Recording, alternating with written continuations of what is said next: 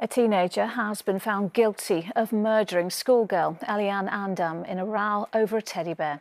The court heard how Elianne, who was 15, was stabbed as she stood up for her friend in Croydon in South London.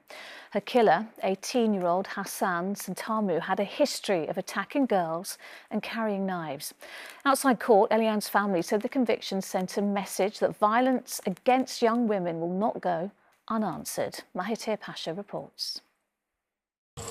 What's your name? What's your name? John. His name isn't John, it's Hassan Sentamu, and today he becomes a convicted murderer.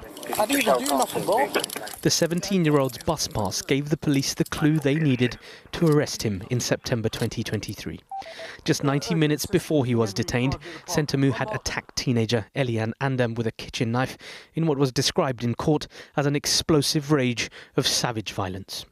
This CCTV caught the moment Sentamu chased his victim down a busy street in South London in broad daylight before he launched his frenzied ambush. The guilty verdict for murder and possession of a knife was welcomed by Elianne's family today, but justice will not bring back their young girl.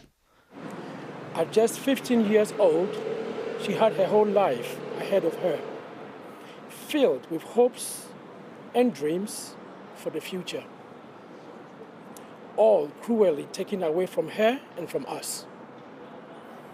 Her death has left a void in our lives that can never be filled. I want to collect the stuff from Hassan.